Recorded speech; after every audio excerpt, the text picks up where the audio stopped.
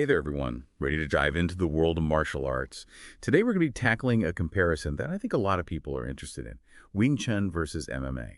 Now, MMA has kind of exploded in popularity in recent years, but Wing Chun, with its centuries-old legacy, still captivates a lot of people. So which one reigns supreme? Is one inherently better? Or does it really just depend on what your goals are and finding the right fit? So to understand these two combat philosophies, I think it makes sense to start with their origins. Wing Chun emerged in China over 300 years ago, and it really emphasizes efficiency and self-defense. It prioritizes strategy over brute strength, almost like a game of chess, right? It's using that economy of movement. Using your opponent's force against them. Exactly. You think of it as outsmarting your opponent, exploiting those weaknesses through precise and efficient movements. That's fascinating. Now, shifting gears a little bit to MMA. MMA is obviously a much more modern approach that blends the most effective techniques from a variety of different martial arts disciplines. We're talking striking, grappling, ground fighting. MMA aims to prepare you for anything. And that's a key difference, right? Wing Chun delves deep into a very specific lineage. While MMA, on the other hand, is constantly evolving, adapting, integrating new techniques, that adaptability is at the very core of its philosophy. So we have Wing Chun, which is rooted in tradition, in history, versus MMA, this adaptable chameleon of martial arts. I'm curious from your perspective, which one kind of resonates more with you? Do you value that steadfast tradition or that fluidity of adaptation? Let's break down what makes each art unique, starting with some of Wing Chun's signature techniques. And the first one that comes to mind is chain punching, this rapid-fire series of punches aimed at the opponent's center line. Yeah, you want to overwhelm your opponent, right? Disrupt their balance and leave them vulnerable to those follow-up attacks. Makes sense. Then we have Chi Sao, or sticky hands. And Chi Sao is really more than just fighting. It's a training method that hones your reflexes and sensitivity to your opponent's every move, like a constant conversation through touch, anticipating their next action. So developing almost a sixth sense for combat. Precisely. This heightened awareness, it ties directly into Wing Chun's emphasis on center line defense as well, protecting that body's most vulnerable area, a crucial element of practical self-defense. Speaking of practicality, Wing Chun really excels in close-quarter combat, where those short-range techniques are really key. Think of confined spaces, hallways, maybe even a crowded bar, where you don't really have the space to be sprawling around for a fight. And again, you see that principle of efficiency reflected in these techniques, right? Yeah. Maximizing impact while minimizing wasted movement, strategically dismantling your opponent's defenses. And MMA takes a different approach with its diverse arsenal, drawing on that variety of different fighting styles for a more well-rounded skill set. Yeah, think of it as a toolbox, right? You've got different tools for different situations. Yeah, I like that. So let's talk about striking in MMA. They borrow very heavily from boxing and Muay Thais, is that right? Absolutely. Powerful punches. Devastating kicks, knees, and elbows. It's about delivering that maximum impact from any angle. But striking is just one element. Right. MMA also incorporates grappling, mainly from Brazilian Jiu-Jitsu and wrestling. And that's a whole other dimension, right? Using leverage and technique to control your opponent on the ground.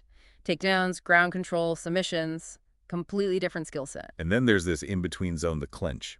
The clinch is where this blending of disciplines in MMA, I think, is most fascinating to observe. You see elements of Muay Thai, wrestling, even judo all coming into play. So it's about control, right? Yeah. Neutralizing their strikes and maybe even transitioning to a takedown. Exactly. And of course, we can't forget about ground and pound, bringing the fight to the ground, controlling their movement and striking from that dominant position. Yeah, and that's where that adaptability of MMA really shines. You can seamlessly shift from striking to grappling depending on your opponent and the situation. It's about exploiting those weaknesses and really dictating the pace of the fight. But we'll delve deeper into those strategic advantages of each art in the next section. Okay, so we've covered a lot of ground here, from the historical roots to those signature techniques. Now, I think it'd be helpful to kind of shift our focus and really explore the advantages and disadvantages of each art. And just to be clear, right, our goal here isn't to declare a winner. We just want to equip you with the knowledge to decide for yourself, which path aligns more with your goals. Exactly. It's about understanding what each art excels at and where it might fall short, so you can make those informed decisions about your training. Makes sense. So let's start with Wing Chun. What would you say are some of his biggest strengths? Well, I think Wing Chun's laser focus on self-defense is a major advantage. It's designed for real-world situations, teaching you to neutralize a threat quickly and efficiently, even in those close-quarter environments we talked about. Yeah, that's a big one for a lot of people, I imagine. Right. And because it prioritizes technique over brute strength, Wing Chun is accessible to a wider range of individuals, regardless of age, size, athletic background. You don't need to be built like a tank to deliver a powerful Wing Chun strike. Yeah. But like any art, there are always going to be trade-offs, right? So what would you say are some of the potential limitations of Wing Chun? One thing to consider is its focus on those close-range techniques. Against opponents who are skilled at maintaining distance, maybe someone with strong kicking techniques. Wing Chun practitioners might need to adapt their strategy. Yeah, makes sense. Sometimes closing that distance safely against a skilled kicker can be easier said than done. Precisely. Another aspect is the training intensity. While Wing Chun does a phenomenal job of developing those incredible reflexes and sensitivity, it might not provide that same level of overall fitness conditioning as you might find in a really rigorous MMA program. That's a good point to consider, especially if you're someone who's also looking to, improve their overall fitness level through martial arts training. So let's flip the script for a second and talk about MMA. What advantages does that kind of approach offer? MMA training is incredibly demanding. You are constantly pushing your physical and mental limits, developing strength, cardiovascular endurance, flexibility, mental toughness. It's a really holistic workout. Sounds like you're training for anything life throws at you, both physically and mentally. Absolutely. And because MMA draws from so many different disciplines, you gain this incredibly well-rounded skill set. So you're equipped to handle yourself standing up, on the ground, in the clinch, wherever the fight takes you. That adaptability seems to be a recurring theme in MMA. It is, but it's important to remember that this adaptability, while a strength, can also be a potential drawback. With so many techniques to master, it takes significant time and dedication to reach a high level of proficiency. So in a way, it's almost like a bigger commitment, right, in terms of time and effort? It can be, and honestly, because of that intensity, MMA training often comes with a higher risk of injury as well. So training under experienced coaches, listening to your body, that's absolutely crucial. Yeah, safety always comes first. Okay, so we've covered the philosophies, the techniques, the pros, the cons. I think now the big question for a lot of people listening is, how do you decide which martial art is right for you?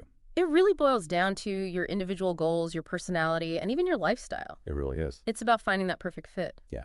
For example, if your main focus is self-defense, like you really want to learn those practical techniques for real-world situations, then Wing Chun's directness and efficiency, that might be a good fit for you, especially if you appreciate that traditional martial arts approach. The discipline, the journey of self-mastery. Yeah, it's like becoming a martial artist in the most classical sense almost. Exactly. But on the other hand, if you're drawn to the challenge of mastering many different styles, constantly pushing your physical limits, testing yourself against other skilled fighters, then MMA might be more your speed. Especially if you like that competitive element. The excitement of sparring and maybe even stepping into the ring for a tournament. Yeah. It's about finding that drive, that thing that makes you want to go to the gym or train every single day. Couldn't have said it better myself.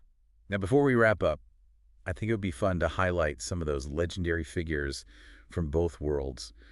Those icons who've really left their mark on their respective martial arts. For sure. Those are inspiring figures. So in Wing Chun, the first person that comes to mind is Ip Man, the legendary master who trained Bruce Lee and really helped introduce Wing Chun to the world outside of China. And then, of course, Bruce Lee himself is a martial arts legend. And his philosophy of Jeet Kune Da, the way of the intercepting fist, it was really deeply inspired by a lot of those Wing Chun principles, using whatever works best regardless of style. That adaptability again, he really broke down a lot of those barriers between different fighting styles. Absolutely. And then in the world of MMA, we have so many incredible figures who just redefine what's possible. You've got Georges St. Pierre, known for his incredible skill set and fight IQ. John Jones, who dominated with his just unorthodox striking. Anderson Silva, who moved with such precision and grace. And then you have fighters like Conor McGregor, who brought this, charisma and showmanship to the sport. Yeah, each of those fighters brought something unique to MMA, showcasing just the incredible diversity of approaches within that world. Yeah, it's proof that there's not just one path to success in the octagon. Absolutely. Well, as we reach the end of our deep dive today, I want to leave you with this thought. The journey of martial arts, it's incredibly personal. There's no one right answer. There's no single style that reigns supreme. It's all about discovering those disciplines that resonate with you, exploring their strengths, and ultimately finding that path that aligns with your own goals, your physical abilities, your personality. Ask yourself what speaks to you. Do you connect with Wing Chun's precision and self-mastery? Or does MMA's dynamic blend of styles, its constant evolution and adaptability resonate more strongly? We hope this deep dive has given you a new appreciation for the artistry, the athleticism, and the dedication behind these incredible martial arts. Now go out there, explore, find what sparks your passion, and embrace that journey.